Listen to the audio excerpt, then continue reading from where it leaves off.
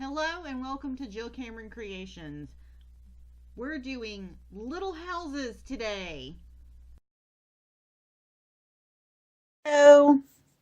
I am here doing a video for something that I generally don't do a whole lot of, which is using my silhouette to cut 3D things. Scrapbook.com has released cut files for scrapbooking and for card making. But there's also one that's for general crafters that has been released, and it is for houses. Little houses that you can cut and put together. And I'm going to show you really quickly how to do this. I'm going to go through this pretty quickly and show you how to set up the paper and set up your machine. Now, if you use 12 by 12 paper, which I don't have a whole lot of, I generally keep 8.5 by 11 on hand. I do recommend using 80-pound cardstock. And what I'm going to do is I'm going to set my mat up, my cutting mat for my silhouette. And I'm going to place my paper in the top right-hand corner. And I'm going to line up those outside lines. And this is I'm going to do this a couple of different times on my mat to cut all the pieces. And I'm just going to cut everything right now out of 80-pound. This is Nina Desert Storm cardstock. So I can show you how to put the house together really quickly. And then I'm also going to show you over on in Silhouette in the software in Studio how to make sure that your cuts go all the way through and that you don't have any issues, and how to set it up for 8.5 by 11. Let's go take a look at that. Okay, so we're in Silhouette Design Studio. I do have the business edition.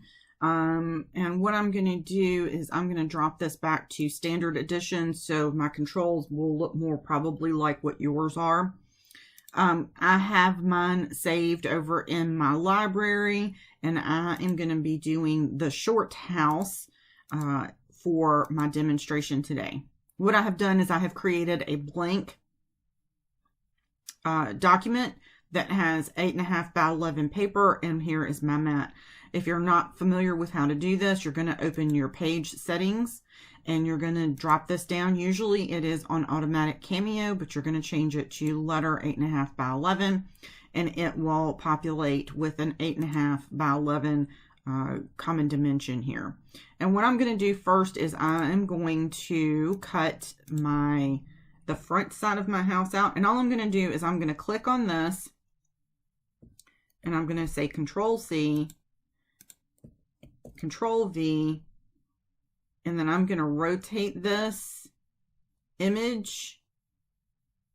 And you can do that with the handles here, which is normally what I do because it's just easier for me.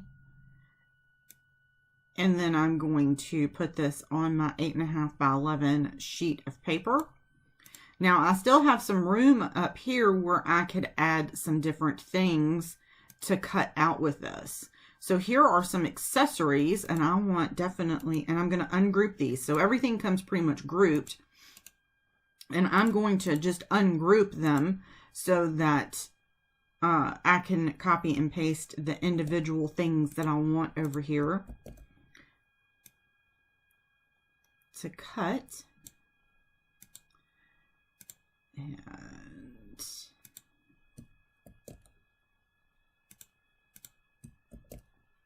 notice I'm not changing the dimensions on anything. I'm not changing the size on anything.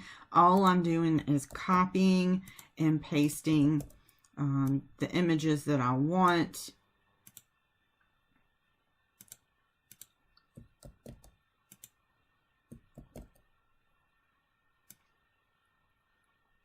In the spaces to accommodate what I'm working on.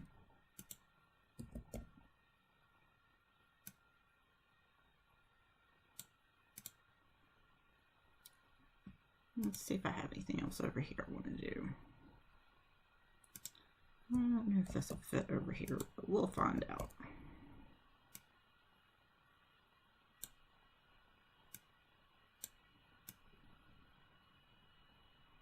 Ta-da!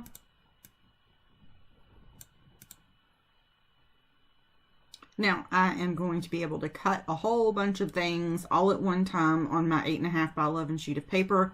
And then I will pull this off of my mat and replace it and do the other side of the house and any other accessories that I want to do. So what we're going to do now is go over here and we're going to send all of this over to our machine, and it is ready to go. And what I'm doing is heavy 80-pound cardstock, which is here. I'm on Autoblade. I am cutting. I'm going to make 2 passes on this, and I'm also going to use the overcut feature. And this will allow me to, the blade actually picks up out of the paper and goes back into it, which gives you much sharper corners. So my mat's already loaded and everything's ready to go, and I'm going to go ahead and send this over, and I will see you in a few minutes when we talk about how to put it together. Okay, so I've cut all of our pieces here. Here we have the roof, that's all trash, and we have the front and the back of the house. These are cut like this. This is how they're set up. So make sure that when you actually go to crease all of your points, that you do it on the same side of the paper so it fits together correctly. So I'm going to flip these back over here. All right, so the first thing that we're going to do is we're going to crease everything that we need. And I'm going to show you how to put the house together. It's kind of pretty much self-explanatory, but if you've never put anything like this together before, you're kind of looking at it going, well, how in the world do I know how to do this? So all the points where they change right here, you're going to crease right here, because this is a flap that you're going to use to glue this piece together. So right here, and we're going to crease here, here, here, here, here, and here. And then over on this one, we're going to do something very similar. We're going to crease at all of the tabs here where the point changes, and then right here as well. So this is my very, very, very old punch board. And because I'm not concerned with showing whether or not my the shine on my paper, I'm going to use the original scoring tool that came with this. And what I'm going to do is I'm not using this right here. I'm actually using the thing itself.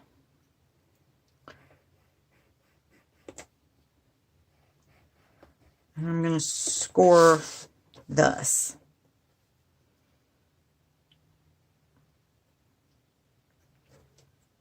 And I'm just holding it really firm.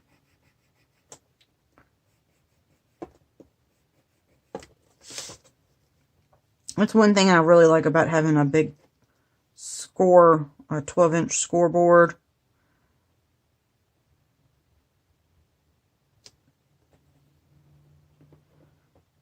You can do all kinds of things with it. There we go.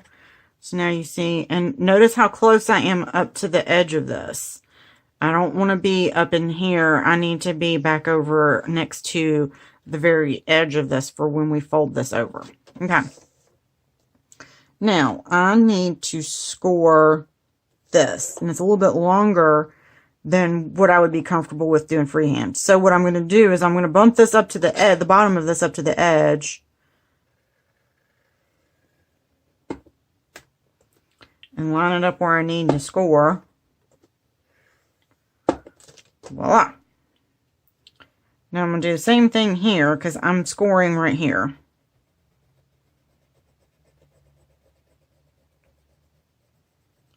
And I'm just going back and forth in that groove until I get it. Now, that's the front side. There's the back side. We're going to do the same exact thing over here on this bad boy. Okay.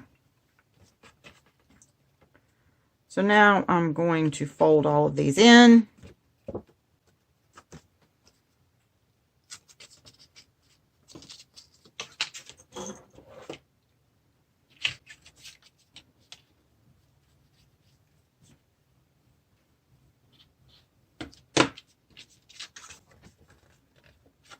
I don't recommend using 110 pound or anything heavier than like 80-pound paper.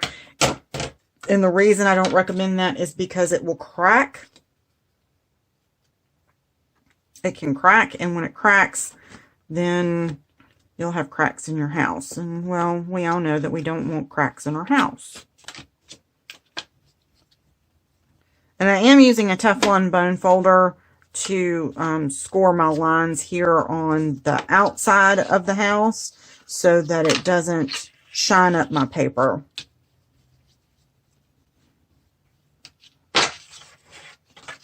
Okay. Now we have one more piece that we need to score. And what we're going to do is find the middle of this really quick. And it is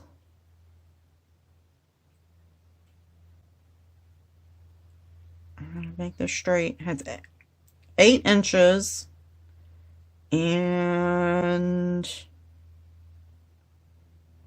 1/8.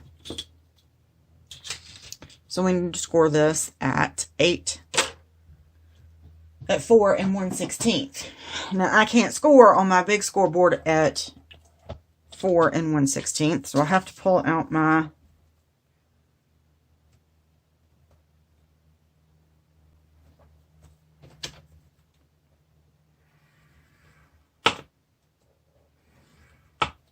there we go.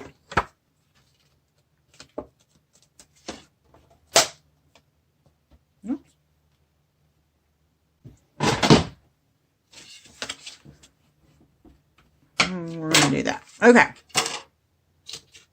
So now, the first thing we're going to do is we're going to put our sides together here. And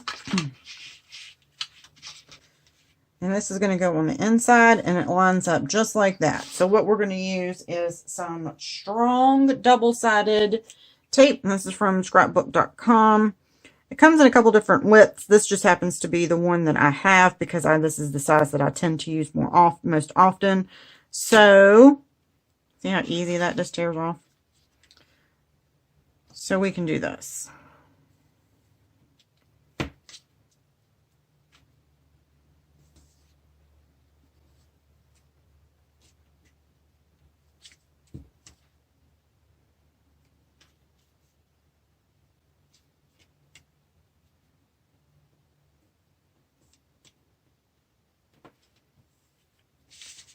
And we're going to smooth this down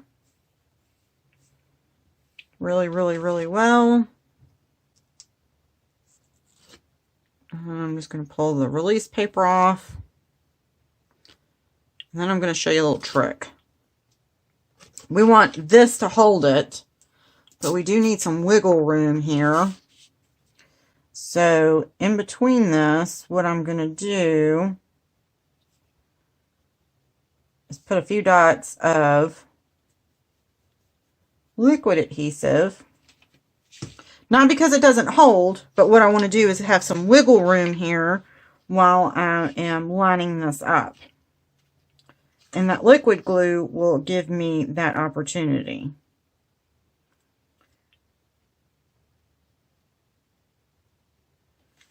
Nice and straight. There we go. I was able to slide it where I needed it to, and then I'm just going to press this down really well. And now we have our house pieces together. Oops, sorry about that. And now we're going to do the same thing here.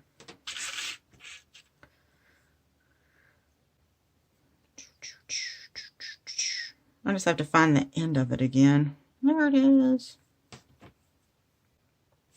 I'm just going to pull off a big chunk like I did.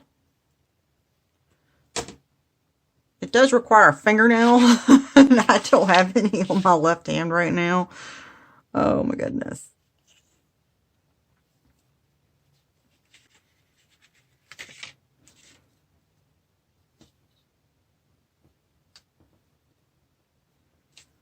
Okay. I shorted that one a little bit. But you know what we'll do? We'll just add some glue to it and it'll be fine. All right. press this down. And we're going to peel up that release paper.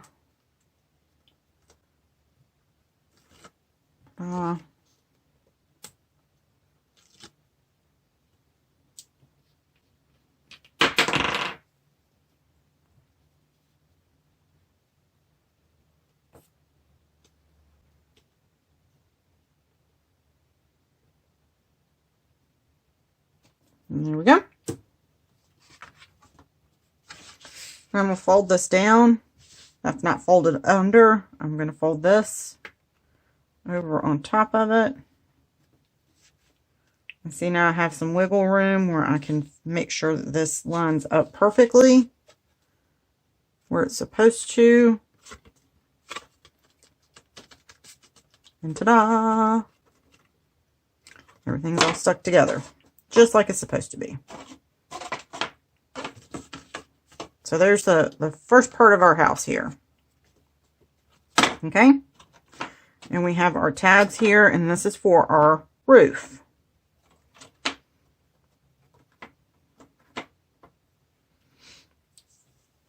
Now, we can do our roof a couple different ways.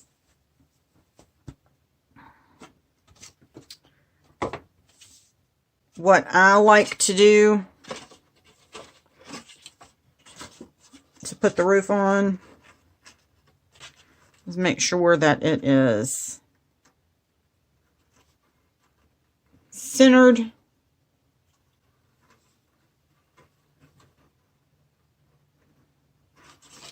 All right.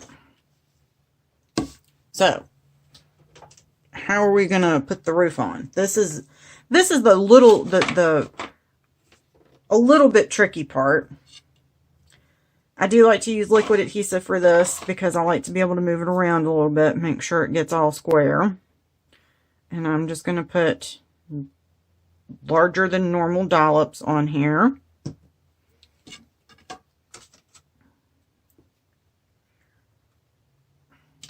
I have cats, and you can tell sometimes. I'm going to square up my house. I'm going to put the points in here.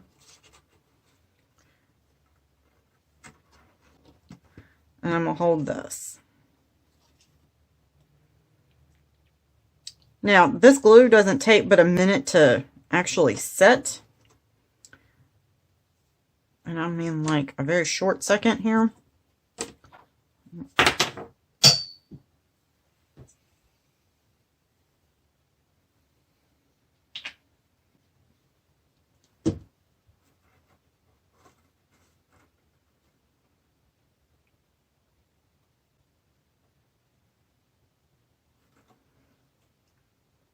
But while I am working, what I really like to do is I will take a piece of thin washi tape here and just put it on the inside right over those tabs.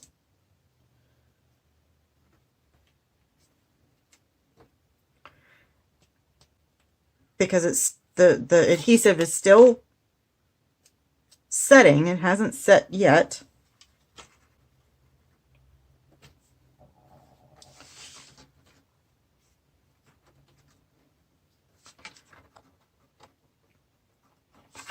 And that just gives me the opportunity then to, and notice that the eave of my roof, and this is my choice. This isn't, you don't have to do this. You can do this even. Doesn't matter.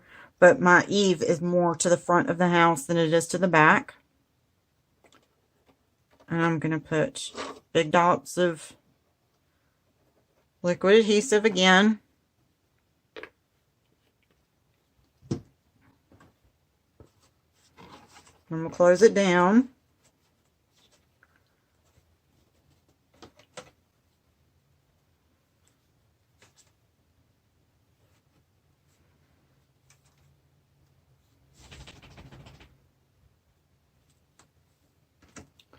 Then I'm going to press down where they're supposed to be.